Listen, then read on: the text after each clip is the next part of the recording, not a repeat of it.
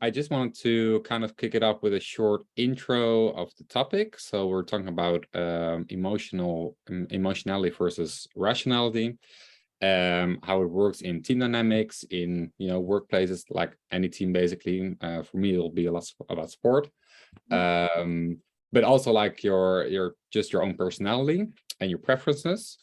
And I just wanted to kind of share how this topic resonates with me and how it kind of grew on me. And then, of course, feel free to jump in if you have anything to add or questions. But I'll definitely let it be open for some conversation and discussion. And then, yeah, we'll just make some good conversations, I guess. So I'm excited since this topic. Well, let me start with how I became involved in sports, because this topic for me is also a lot about sport. I started, I think, playing volleyball 15 years ago. And so you're kind of, when you're part of a team sport, because I was not allowed to go on a solo sport, which I'm in the end very grateful for. But when I needed to choose a sport, I remember that I wanted to play maybe tennis. And then my parents specifically told me, you need to get into a team sport. And I'm in the end really grateful for that, because I mean, there's so much to learn from team sports. And when I see like Nadal playing or something, I'm also like, that's crazy. They learn lots of stuff and they have to be really tough mentally. But for me, since I also studied HR, it was actually a great choice to join a team sport, because there's just so much to learn and you come in contact with so many different people, which can help you grow. And so I played when I was 10, I think I started, or 9 or 10. I just played in the youth teams, and I remember getting a really good coach who started also working as a sports psychologist, which was very interesting to me. And so when I emerged out of the youth team, so kind of my peers were around 17 or 18 and I was 16. So they needed to go to outside of the youth teams, and some of them moved. So kind of our youth team broke up, and I entered the first team of the volleyball club. And that's where things getting a little bit more serious, right? So we played first division, which is the third highest league in the Netherlands. And my former coach was now my teammate. And it was in the beginning very weird. But since you're playing, with grown men, you're not just focusing on the game, like having fun and maybe try to win some important games, but you're also trying to manage like the team itself, right? So how do we collaborate as a team, and how do we present ourselves at our best? How do we treat each other at the best way possible in order for us to win games and have a great experience? And that was kind of my first like conscious introduction to this topic, because what he did, my former coach, as a sports psychologist, is making people aware of their personality and also their role in the team, and kind of how to communicate with each other about it.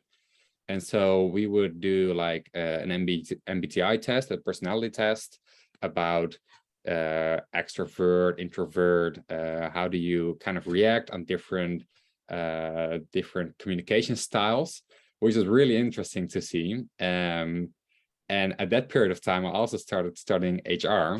So I was like overwhelmed with all these personality tests. And I kind of had like an identity breakdown, because you're doing all these tests and you kind of wanted to force an outcome that you like, right? So if I do an MBTI, I was like, oh, I hope I'll be an extrovert, or I hope I'll be this kind of person. And well, since I was pretty young and since I did so many personality tests also during my studies, I was a bit like overwhelmed with, what kind of sticks with me. And I remember my coach, he was asking me like, well, what are you like? Are you kind of introverted, extroverted? I was like, yeah, I don't know. I think I'm maybe a bit extrovert, but I'm not sure. And then he asked me like, because when we need to go to an away match, we needed to drive like 2 hours sometimes. And so it's like, when we're in the car, do you like enjoy saying nothing, or are you like always wanting to share something, right? And so I was like, yeah, I actually enjoy being silent. Like I don't mind it, right?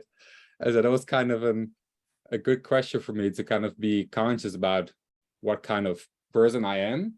But the thing that was hard for me is kind of how to take that, right? Because for me it was all these tests that you have, and then you're kind of afraid to be stuck in a certain personality, so to speak. And so that's what I learned later on is kind of how to how to perceive it. And we're actually going to try that as well today to see what it does with our mind and how we kind of perceive something like it. But first, so I was kind of in a team and just figuring out how I was in the team. And I remember like some players were like, they could get so mad if they were like not playing well. And I never understood it. I was like, why would you curse so much or like yell at me, or like if I didn't do anything wrong, but he was just mad, and then people would yell at each other. And I was just like, how would that like benefit the game, right? I mean, I see also like you see some tennis players smashing their racket, and you're like, why would they do that? Because I mean, it's not a great sight to see. But then at our next like kind of mentality training, we were like told like some players really love to get like for figuratively speaking, a slap in the face or like a kick on the butt, or just yell at them, right? And some people like just to have like a kind word, like, okay, next, focus on the next point, right? And so I was the latter one. I was like, if people yell at me, I'm like, I don't know why you're yelling at me, but I'm like trying my best, and that's it. But I saw some other players, and now I finally understood, like, they actually like it to kind of get yelled at them because they don't want you to accept that they play bad. Like they want it to change, and they want you to help them change it. So that was kind of like my first experiences with that, to be super specific. And it was really, really funny, actually. Also really scary because I was the youngest in the team, so I didn't really know how to. And but now I'm playing a new team, and I actually see the benefits of it. And I kind of want to, I'm kind of seeing, like, trying to figure out and asking players, like, how do you want me to respond if you're not playing well, or how do you want to respond if you're playing really well? And so that's actually a great way to kind of see how people want to be approached, because in the end, it's how they perceive your reaction that counts, and not the way that you mean it. Like, I can have a very good intention of helping someone by patting them on the back and saying nothing, but if they don't need that, if they need like that I need to shout, then I'll better shout, because otherwise I don't reach, like, I don't achieve anything with my action. So that's actually a nice way to kind of think about your behavior, and then how you can approach people, and definitely within teams. But you also have these kinds of things in workplaces. I mean, they're a little bit maybe drastic, but still, I mean, teamwork is teamwork. So you definitely need to know how to reach people.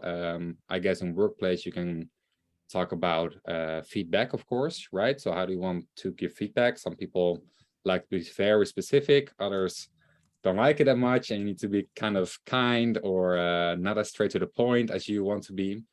So those are also things you can translate into the workplace. Well, I guess even in families, you can, really change the way you communicate to reach the your people the best. So that's kind of what my introduction to this topic was. And I also remember the extra terms that being added to MBTI, like the ambivert or omnivert, that you're both introvert and extrovert. So that's something actually that I don't really believe in, because we're going to head over to look at the MBTI test, actually, and I just want to know what your feeling is about it. But kind of my take on the extra terms is that, of course, it's not a clear picture of who you are. It's just an indication, and it kind of helps you to translate some thoughts or some words, and it helps you express like some traits that you have. And I remember in my first year of HR, I was always pinpointing my exact personality based on what it was, right? And that's why I also wasn't satisfied sometimes, because I was afraid that I'm just that person, right? But after we're taking a look, we'll just discuss some questions, and then you'll see that you behave in different situations very different, and that's of course totally fine. So yeah, can I share a screen, or is it yeah, okay. Right. Yeah. So Love we're the story. seeing MBTI, right? Let's see, is it loading? Yeah, I can see. What's your personality type? Great. Okay, so what I want you to do is just take a look, kind of take a look what your combination is, and then we'll continue from there. So you can start with the first question, left at the top, and then left bottom, and then right at the top, and then right bottom. And just kind of figure out what your sort of combination is. If you're not entirely sure about the combination, it's fine. But if you have a general indication, that's great.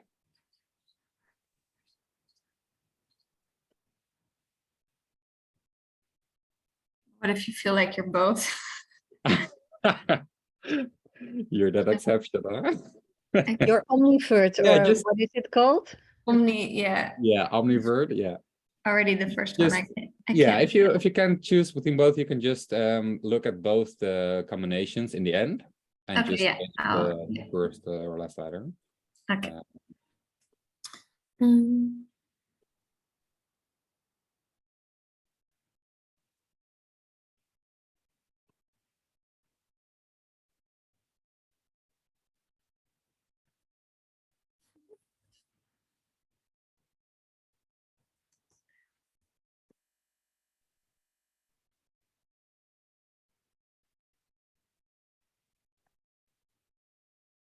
Funny that they call that intuition. That's one part. This one, yeah. Yeah, I have a different sense. Yeah. Yeah.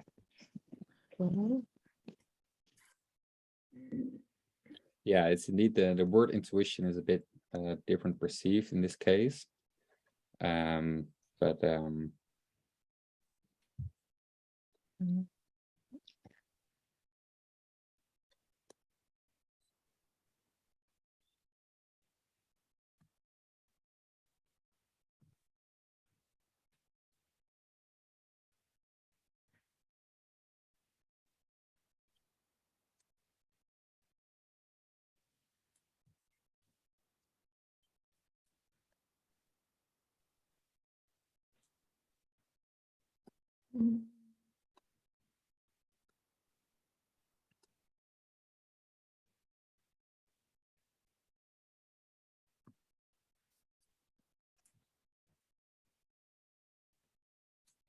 so if you're finished, give me a thumbs up. It's not black and white, but Definitely not. yeah. Save it for you can note it down for the conversation. That's a nice thought.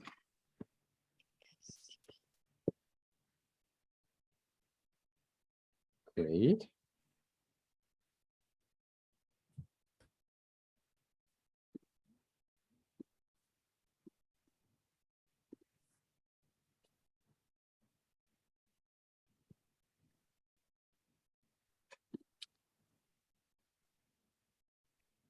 So Diana, do you want to give your first, like, just you can also share your combination, but you can also just share your first thoughts on the whole thing. Like, how do you perceive it? What are your feelings when you're doing this, and what does it kind of, yeah, get you thinking about? Yeah, I have done this exercise like a few times, but the first times I did it, I got the same that I got today. So is my personality NFJ. It's exactly the same. I was reading carefully in order to see if something changed before, because when I got this result, it was like maybe 2 years ago. some research and some people or psychologists, they say that we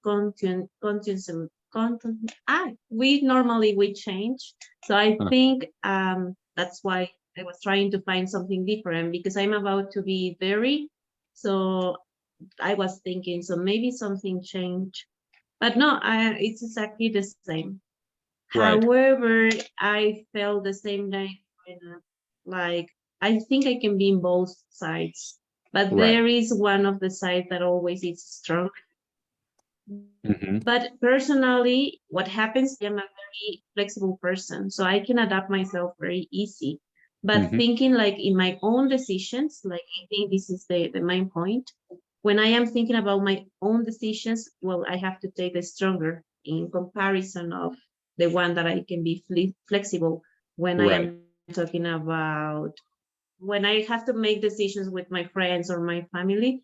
I think in those cases I am flexible. But it's when it's about my own decisions, it's totally different. I think I'm not very flexible at all. Right. So yeah, the one that I got, ENFJ. INFJ, nice. Yeah, I like what you're saying. So you're actually like saying some things that are right into this topic, right? So it changes with dynamics and environments which you're around. So when you're like alone, you kind of see your personal tendencies, but in a group it could be totally different. And of course it depends on what kind of people are there and how you behave differently. So that's a really nice add. Thanks. Rowena? Yeah, I also got well, I started looking at, I had different options, and then I started looking at the little box in the middle, and then I thought, okay, maybe INFP. All the ones on the right describe me well. All the ones that are open, creative, you know. And what's interesting reading them is that sometimes if you're around people who are very different, you judge your own like lack of ability sometimes to put things into concrete steps and to be, because you're very creative. Right. Whereas seeing this pattern makes you think like, okay, it's just a personality type or a way of dealing with the world. Right. Yeah. And you also had some doubts with was it the first letter?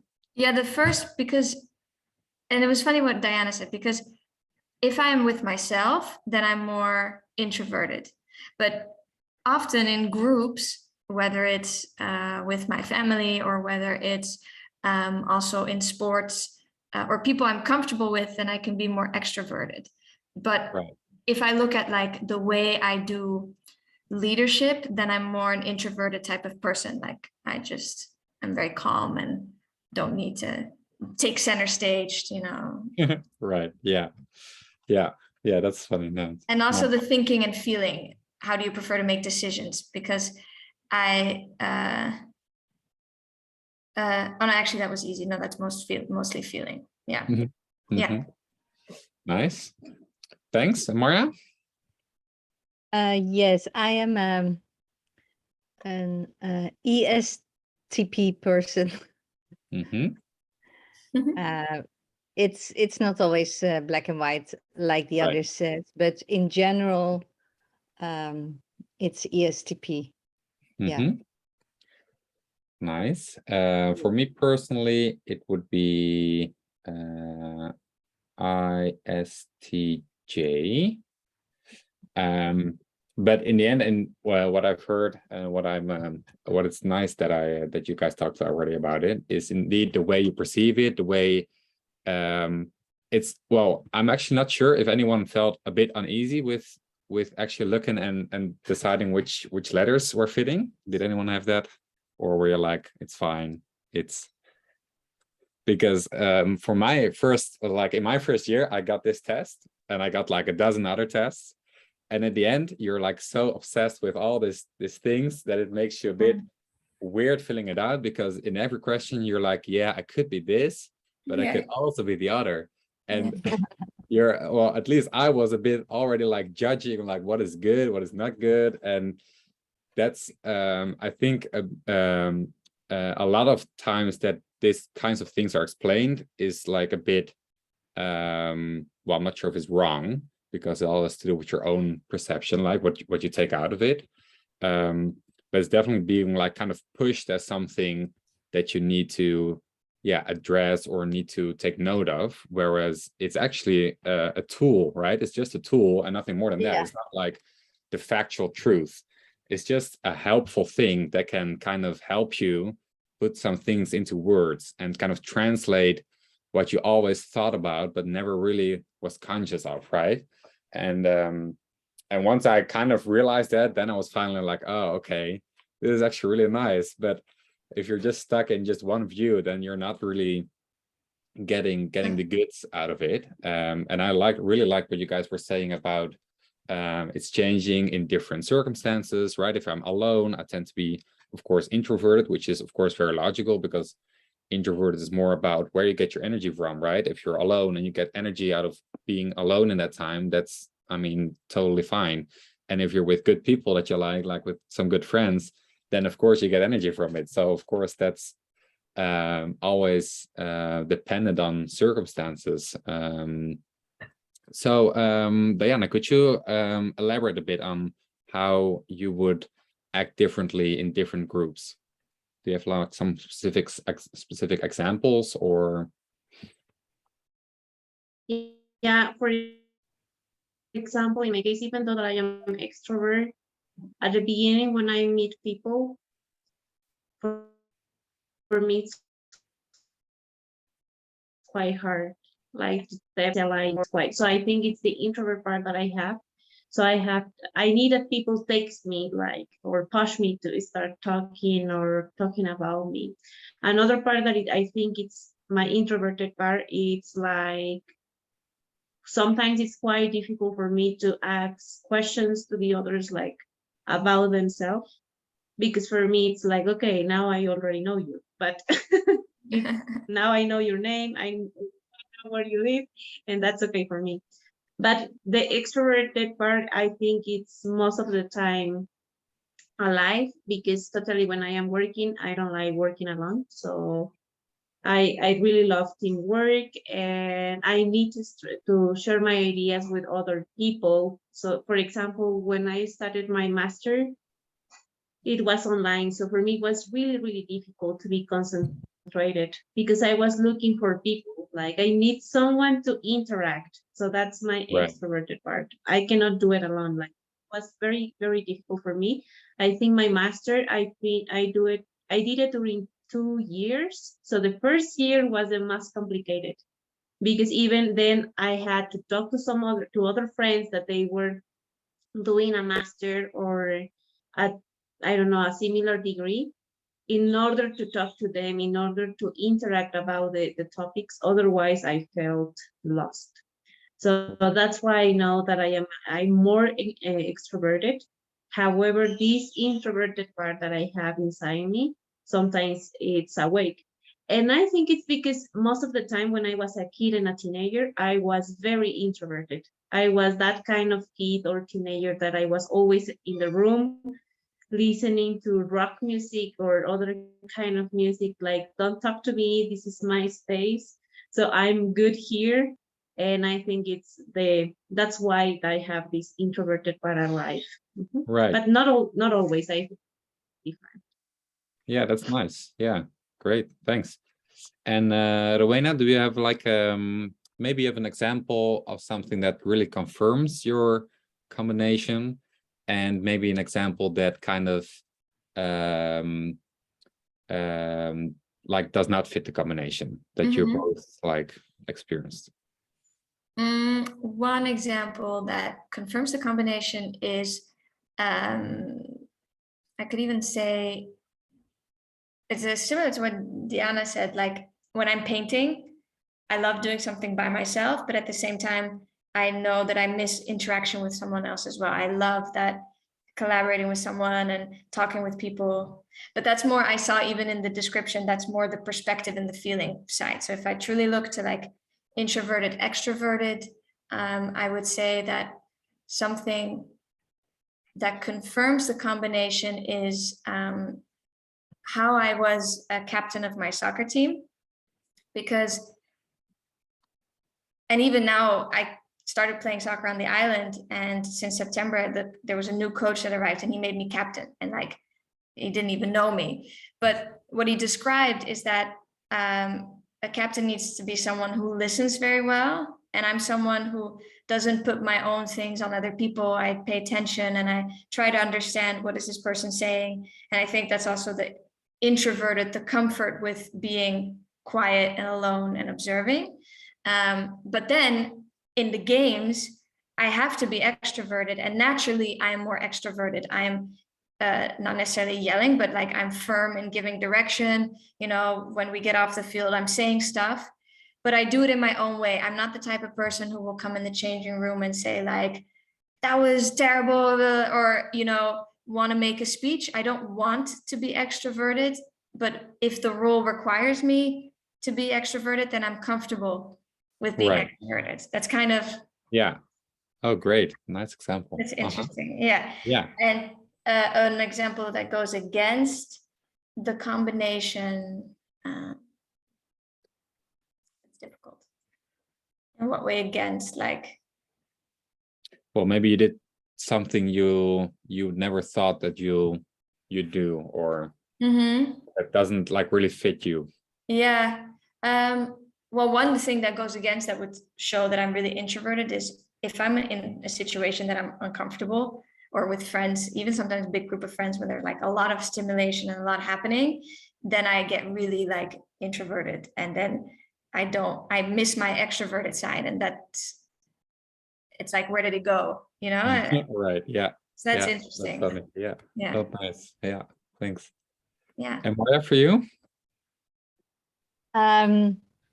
Yeah, I have some examples, and I relate it to whether it's about work or a topic, or whether it's about personal stuff. And in work, I'm very extrovert because it's about things, and I can argue and I negotiate, and I don't feel different levels of hierarchy when there is a director or a coach or a king. For me, everybody's the same, and I dare to stand up, speak in public, do presentations, and argue with people. So that's the extrovert part of me. But if it comes up to personal things, I think as a kid, very introvert in terms of, like Diana said, observing what was happening. I liked not to talk, but just observing. I could enjoy the talks, but I was not the, how do you say, the showmaker or the most popular one. And when I grew older, I lost my dad at the age of 19, and I was just studying, and we had a group of students, and we had a weekend off, like you do with groups of students. And then somebody said to me, well, you're not talking about it. How is it? How are you doing? Because he knew that my father died. And at that point, I was thinking, yeah, you should say something to people, or you should talk about your feelings, because, yeah, you're not a black box, you know, you have to share things, because if you are among people in a group that you like or that you spend time with, they have they should have access to who you really are. Right. And that makes that people can interact. So if I don't say anything and just the superficial blah blah, yeah, then what's the point? So I started to tell more about myself, or to share things about myself, and I felt that a very positive thing, because then I experienced that if you share something, hey, there's all of a sudden an interaction, or interesting ideas, or yeah, there is more. Right. Yeah. Thanks. Great. Thanks for sharing. Hi, Velma. Hi, Bob. Hi, how are you? I'm good. And all of you, how are you? Good. Elma, good. Hi, Good and great. Rowena. Hey. Hi, Maya. Hi, Velma. Hello. Hi, So Diana.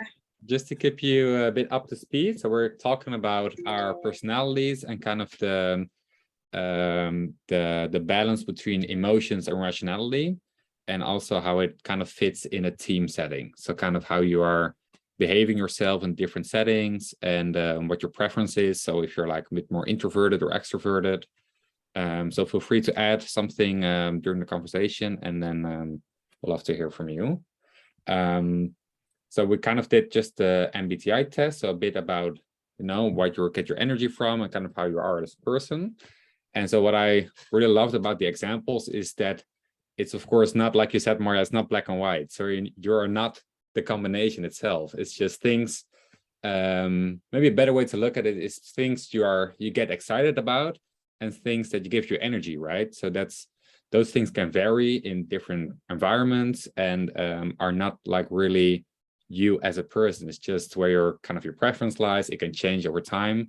And yeah, that's what I really like about translating personality tests in that way. Yeah, go ahead, Lorena. Yeah, I wanted to ask, so because you have experience with these tests and like in sports, like if a psychologist or someone in the team knows these things, or if you know these things about other team members, like let's say, you know, us four are your volleyball teammates and we just shared this with you, like what are practical things that you do with this information? Like, are there practical things you do differently because of what you know? Right. So one of the what at least what I think key things in team sports is communication, right? And communication goes both ways. So it's kind of how you're giving it, but also how you make yourself available and approachable. So how do you make yourself approachable, and do you know how to reach other players? So it's kind of a bit on what I touched on earlier, but you want to know what you have to do in order to reach the other person. And you don't want them to change, because you can't, of course, and you want them to keep being them. But you do want to, if you want to add something, because of course you're a team sport, so you can help each other. Yeah. But you need to know the right way how to reach them. So what could be very practical is the way, like verbally, like I said, could be what kind of players you get into the team, like into the starting, well, 6 in volleyball, but starting 11 in football. Could be, of course, who you make captain, so you know who can kind of drive the communication part and the strategy. So what I and we're practically experiencing always in my current team is you have, well, it's, I think in every sport, but you have some players who are a bit more, you could say, introverted, so they tend to be more thinking inside their head and a bit more towards themselves, a little bit more reserved, so to speak. And then you have some players who are really outgoing and really cheering when we have a point, or shouting at you when we lose a point. And so those are kind of two. That is basically what I think is, in my case, the most difference in the team. It's like some players are reserved and other players are really outgoing. And the way is how you kind of want to manage it, because you could think if you want to communicate, you all need to be outgoing, because you need to reach out to each other. But like I said earlier, like it's not a good or bad thing, this whole personality stuff, right? Because you can't really help it. You need to just be you. But you can kind of adapt the way that you make yourself approachable and the way you reach your teammates. So if I, for instance, have if there are some players from my team who are more outgoing and they're all in the starting 6, and I'm also in there, I tend to be more reserved. So a bit like you said, if there are many people talking, or I think also Diana touched on this, if there are more people talking, I'll get a little bit more reserved, right? I'll just do my thing. I'll cheer with the rest of the guys, but I'll just do my thing. But if there are more people that are more reserved, and maybe we're losing points, then of course you kind of want to know what you can expect of the others. And so you also just have to make your expectations like public to each other, because you're one team. So if you're losing, then you have to know, like, where can I count on you, and where do we need to set boundaries? And so those are things that I will think about in the field. Like if I see someone make an error and I see someone shouting at them, and I know it's like a more reserved player, I'll just go to them, like give them a pat, like a high five or something, or like a pat on the back, and just say next game or next ball, next point, forget about it, right? But if I see someone who is very outgoing and he makes an error, I'll shout at him. I'll say like, do you try harder next time, even though I know he's trying. And like, I would react the same way. If someone's shouting at me, I'll like, I am trying, like, you know that, right? Yeah. But I know that he needs it. So then you're conscious of the way you have to reach out to your teammates, and they like it, because then they think that, or they'll know that you care that they lose the point, that we lost the point. And if I'm like, oh, next point, they're like, you don't care that we just lost a point, right? So it's just always perceiving and knowing that how your different teammates perceive it. And that's, for me, a practical way I look at the game, is to how do I communicate and how do I make myself approachable. So if I know that I'm not playing good, I'll make sure that I'll speak to the team and not just keep my mouth shut, because then, you know, I'll be just one player that, well, probably getting substituted, but like, I have to kind of make myself known in the team, even though I'm playing bad. And that's also what I love about what you said about the role as captain. You have to kind of adjust in certain circumstances your way of doing things. And it may not be your favorite thing to speak up all the time. So it may not be that you are like extroverted, so to speak, because you're maybe not getting as much energy from it. It will cost you energy, but of course you're still able to do it. Like if I go out with friends, of course I'm able to hang out with them and have a good time. But at the end of the evening, I'll still be tired probably. Whereas if I'm a whole day home alone, then I'll get more energy from it. So it's just, yeah, based in certain environments, you get like different habits and different roles. So that's kind of a practical way for me. Velma, do you know like something? Can you share something about yourself? How you would behave in a team? What things you like in a team, and kind of how you, yeah, adjust in a team?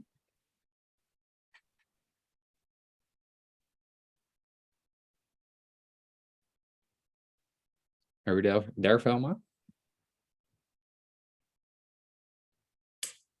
Yes, I'm here. Please repeat your question. Yeah, so maybe you can share a bit about how you behave in a team. Like, what are your, what's kind of your comfortable role if you are in a team? Like, do you like talking very much in a team, or are you more like a bit on supportive role? Do you like to take like the lead in some things, or how does that go for you?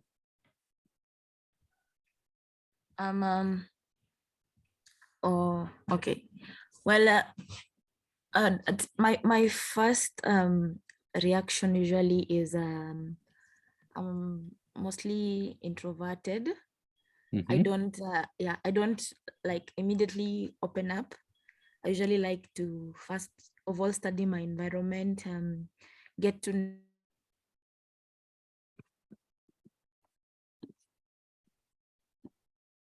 know the people that are around me, and once I get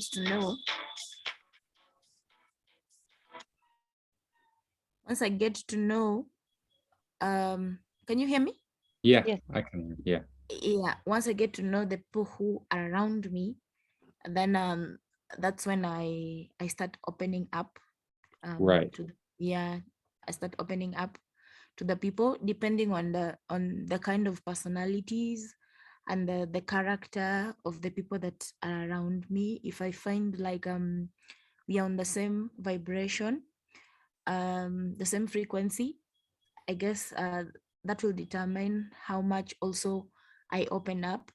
But if we are not on the same frequency, it's really quite difficult for me to open up to people. But Right. once like I get to understand and know, like let's say for example, this person is like this and this person is like this, and maybe our personalities match, or maybe there's a similarity in our character, or there are things that we have in common, I find myself opening up to these people and contributing more, and you know, having that urge to get to know these other people also. Yeah, Great. so yeah. Thanks for sharing. That's nice. Yeah, so to add on it for a question for you guys, is what would be like a team that will be difficult for you? Like, do you have some bad scenario that we were like, I definitely don't want to be part of a team like this?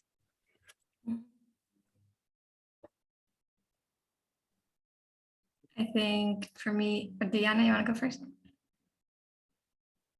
No, please go first, Okay. and then I can. I'll go quick. Well, first when you said bad scenario, if I look in the past, I always had trouble with coaches who are really aggressive in like a mean way. What you said. I like when someone says what they want, right? Like if I had a soccer coach once where, because I know she says it in a constructive way. But if someone's just being critical, like, oh, that's terrible what you did, and you should have not dropped the ball, I just want to defend myself because I'm like, but I didn't mean to drop the ball. Here I'm talking about basketball, not football. That was interesting because I was in a team with my sister, and my sister had no trouble at all with this coach. And it was like magic to me because for me, it was so bad that I even stopped playing the sport because I didn't enjoy it anymore. Whereas my sister, she was like, what's the problem, Rowie? Like, just deal with the coach. So that was very interesting for me. I think that's coaching style, and I couldn't see beyond the mean words. If I look at like a whole team scenario, I experienced it now here with the soccer team. I could not work in a team where people are not focused on the content, which is like, we're playing the game here, when there's like too much too much like talk about this is not, we're not happy about this, or oh, the t-shirts are this, like then it takes away the attention for me for why I'm there. And that would be really like, that really drains my energy. Right. Yeah, so I want a team who's motivated and focused on what we're looking to achieve. And if there's issues, to share them, but to share them in a constructive way to then solve them and not just stop at the issue. Right. Great, thanks. Diana? Yes, I have 3 examples. The first one is I am a teacher, so working with teenagers about, I don't know, from this age of 12 to 17 more or less, it's very difficult for me. It's like a big challenge. I prefer to be apart from them because they are very illogical. So I cannot be very flexible all the time. I think it's my logical part with that it cannot accept what they say in this age. Like sometimes they are mature, sometimes they are not.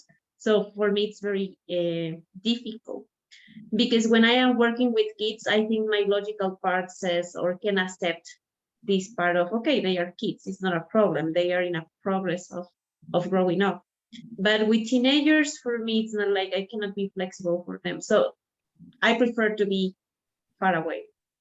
But in the other side, as Ryan was saying, like in a team, when I am a member of a team, so if the person who is in charge is not flexible or not sensitive, for me it's complicated.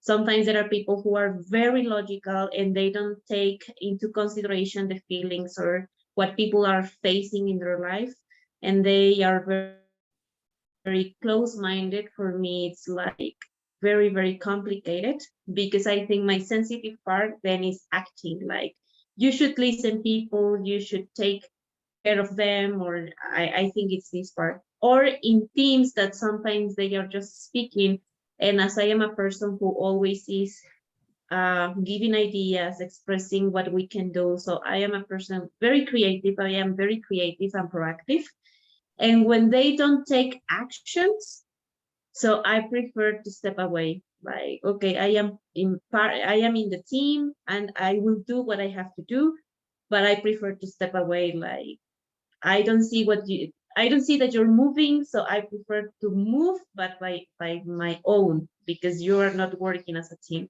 So in those cases, I think it's when I have a challenge inside of working in teams. Right. Thanks for sharing. Velma or Maya, do you have any examples for like a bad scenario, worst scenario team? Maybe Velma starts. Velma, Okay. you start. Okay, Maya. Personally, I struggle with people who don't, people who are not team players. Like, we are supposed to do things together. Like, you're supposed to bring our ideas together, and like, from all these ideas, maybe come up with something to help out.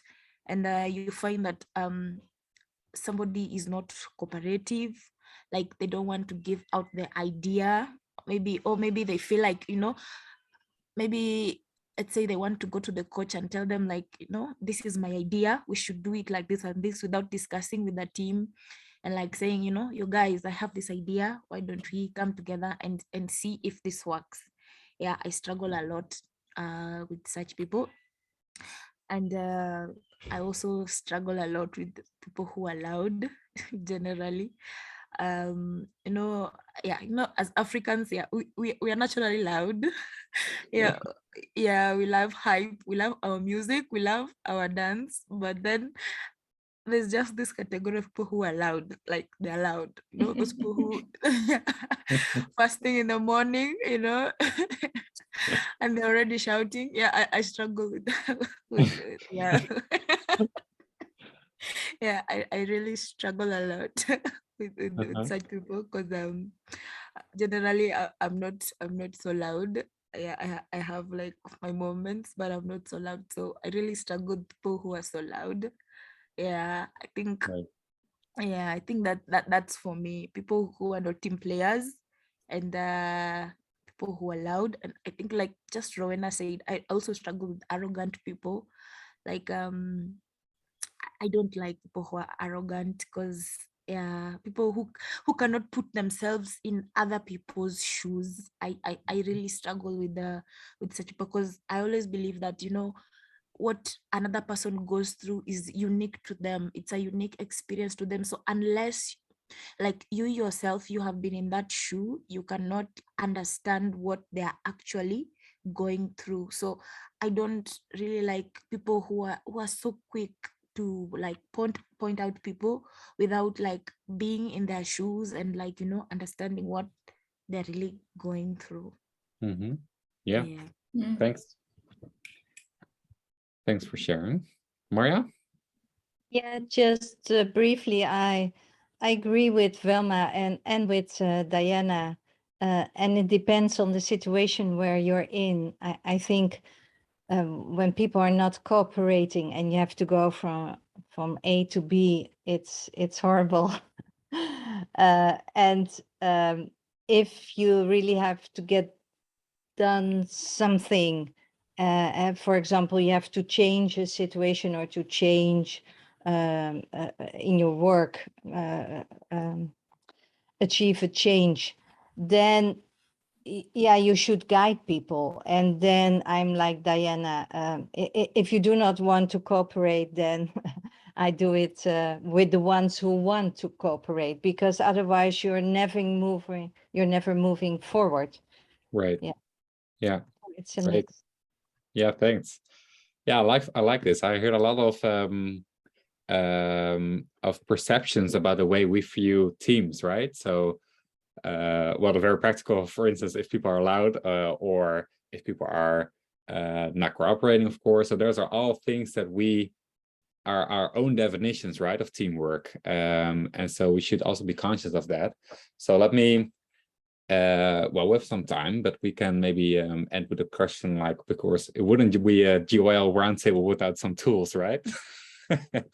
So maybe we can talk about what are things that help us then if we are in that situation. What are things that we can do to make it more how do you say, like more easy for us to be still part of the team, even though we find it very deconstructive or we don't like it? And what are things that can help us or help the team? For me, I focus on, and I had to laugh with everything Velma was saying, because I agree, But in that situation, let's say I can't change the situation and I'm working with certain people, I always look for even the positive in those people. So even the one who's yelling and maybe I don't agree with that they're yelling, to look for, okay, I'm going to let that person be that person. And that kind of patience pays off for me, because it allows me to take a step back, to not react emotionally, and to just focus again on, okay, what am I here to do? We're here to work, or we're here to achieve a goal. Keep going. We're not going to stay stuck focusing on the things we don't like about others. So for me, that's cool. Great, thanks. Any others? Yeah, one of the tools I used to implement, not always in the beginning, but now, is to make things transparent. So at least if if there's something you do not like, you speak from yourself. So my feeling is, but not pointing to others that it's their fault. Right. So I have the feeling that blah blah blah. And to be transparent, so that you say, okay, our objective is to go from A to B or to achieve this. Yeah, what can you bring in to achieve that with respect? And Right. and also to give room to people who do not have time or cannot contribute, for example, or have other things. It's not judging them, but just say, okay, this is what we want to achieve. So feel free to achieve what you are capable of, even if it's a tiny thing, but let's be transparent about what we're doing. Yeah, that's nice. Great. Yeah.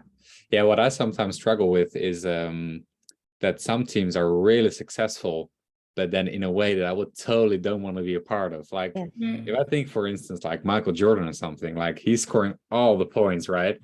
And there are 4 other players who are just assisting or supporting him, and he's like walking away with the best records, statistics and stuff. And I'm like, I can't imagine how hard that will be for like a team, but you can't be mad at a team because they win everything, right?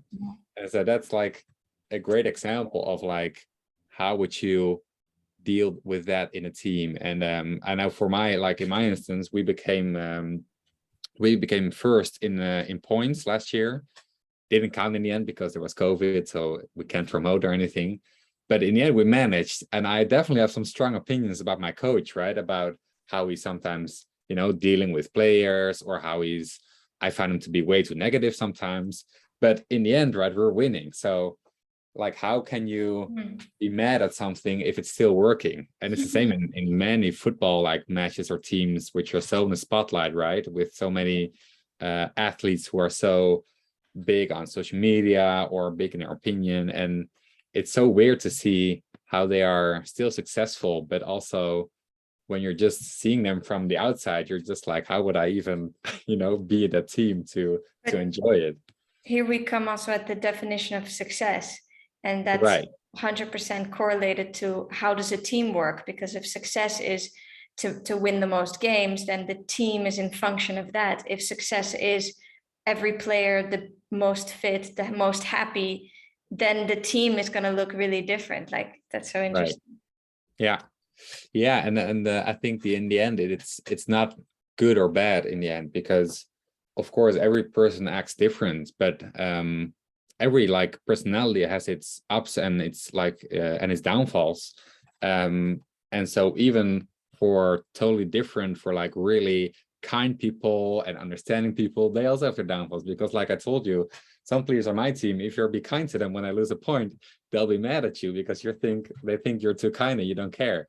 So that's the funny side of it, that you always have these ups and downsides. And the great thing is, if we are, like you said, Mar, if we're transparent about them, we can understand each other and take it from there.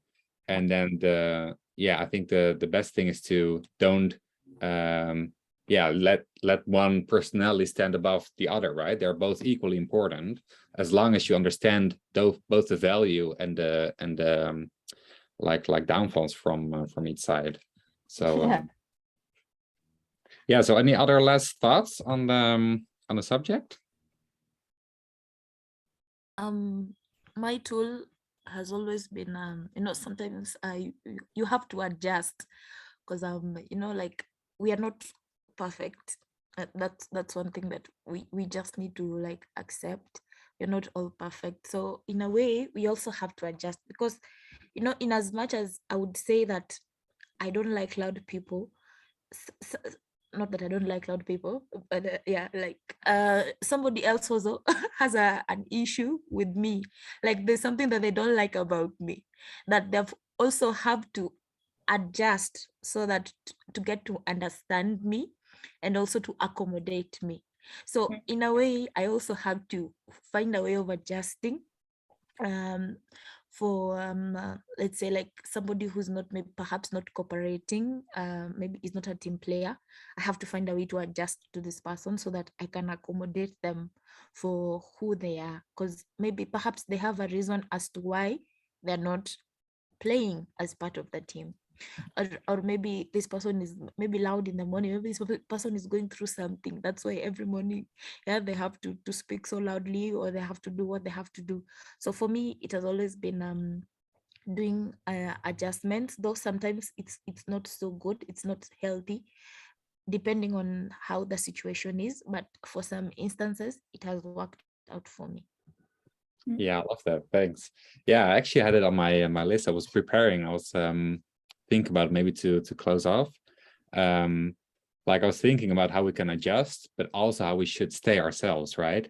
And I found it really interesting that we should adjust to reach some people, right? We should change our approach, but we should also be not like be someone, a completely different person, right?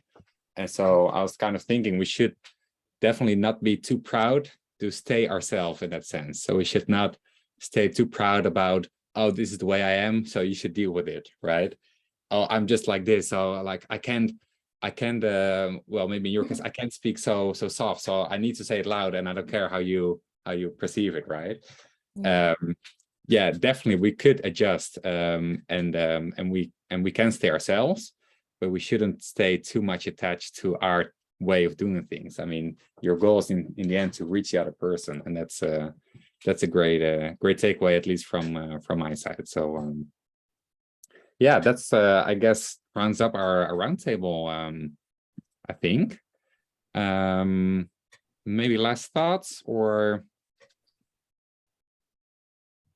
how did you guys like it? Very nice.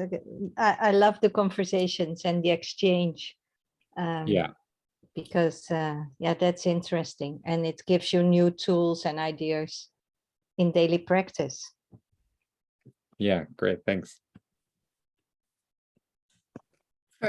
For me too, I really like this topic, and I think it's very valuable. I think also that's why probably many companies and teams, they talk about these, they make you do a personality test, but like you said, your takeaway is also my takeaway. At the end of the day, you have to be yourself, and maybe it's also part of the learning. Like if you have two opposing players in the team, then maybe they're going to be stubborn first, but then they'll learn. Like if the one who's shouting is going to keep shouting at the one who's introverted, then on one day one of them is going to realize that, hey, maybe this is not the way, and then they move on. So I also think sometimes we shouldn't be too nice of like, oh, we should say it the right way, or I really don't want to hurt their feelings. Like, no, hurt their feelings. Because for me, at the end of the day, and I have many conversations with my family about this, that coach who yelled at me, it showed me something. Like, why do I get hurt by this, right? So it was an opportunity for growth. That's maybe the perspective we should bring in the team perspective. Not how to communicate, but how to grow from the differences in communication. Great. Yeah, I love that. Nice. Thanks. My takeaway is that emotions are part of us as human beings, and we need to express it, in as much as at times we would want maybe circumstances to be different, perhaps would want things to play out differently, I always feel like it's good to like express our emotions. Like if you feel hurt, it's good to say that, you know, someone did ABCD and I feel like it was not right and it hurt me this way. If you're perhaps excited about something, I feel like it's good to if you feel like you want to speak it out, just speak it out, because at the end of the day, suppressing our emotions is not, it's not good. It really creates a built up in us, and sometimes, you know, as humans we can explode and we can really say so many things, at times so mean, at times things that maybe perhaps we didn't even expect that could even come out from within us. So I always feel like we should always just take it as part of us, and if we have the space to express it, we really should. Like, we should not suppress it, we should not keep it inside, and we should not allow it to build up into like something negative. Right, great. Thanks for sharing. Diana, any last thoughts? Yeah, thank you very much for the roundtable. I think was very good to share all the insights. For me, it's a very interesting topic. I really love to talk about this topic, especially emotional intelligence. And on the other hand, I think it's a great topic because at the end we can have a very or we can have a more effective communication, as we were mentioning before, and as Bob mentioned at the beginning, because the idea is not just to focus on how to manage people in teams, but also how can we communicate how they are feeling, what are they facing in their lives, and to be open-minded, like not always is our perspective, and the people do not react as we expect or as we react all the time. And then we can figure out how different things are from other perspectives, and also how people behave in different situations. And as Rowena said, sorry for the cat. So as Rowena said before, how can we be coached through the comments of other people? That's important also, because sometimes we are just facing the outcomes that we are doing or that we are providing, but we don't reflect on how we are doing these things, or maybe things that we have to change and we haven't paid attention to those things that maybe are affecting to other people. So I think it's a very good topic. So thank you very much for sharing. And I just wanted to share before that this is a good test. I really like this test. Even if you Google, there is this test of Meyer. Also, you can find it with the characters of DC. So it's interesting how they classify the personalities with the characters of Marvel and DC. So it's interesting. But also there is another one that I don't remember the name, that divided in just 4 sections, like the logical part, the one of feelings, and the other one is the promoter, I think, and the supporter. I think they are divided in these 4 sections. I really love this test because it's in this test you can identify that sometimes of your life you are an analytical person because of something. I really love that one. I don't remember what's the name, but maybe you can find another kind of this test that you can be aware that not always you are analytical, or why you are analytical in some situations, but also you are sensitive, and this how you are moving according to the role that you are doing or you are performing in the team. But that's all. So thank you very much, Bob. Great, thanks. Yeah, thank you, for Bob. joining. My pleasure. Thank you. It was a pleasure hosting. And I guess I see you guys around on the community. So feel free to share anything if you find something about this topic, or send me to DM, because I find it really interesting. Yeah. So thanks also for opening up and sharing your thoughts. And then I guess we'll see each other on the community. Yeah. And have a great week. Yeah, With the next roundtable is in a month on 10th of July. and it'll be hosted by Nancy. It's always the second weekend of Sunday, but Yeah. I really liked this topic, and I would like to have more about motions rationality. It's really nice. Great. Thanks. Cool. Thanks, Thanks, guys. Bob. Bye, Have a everyone. good week. Hey, See ya. Bye, everyone. everybody. Bye-bye. Bye-bye. Bye. Bye.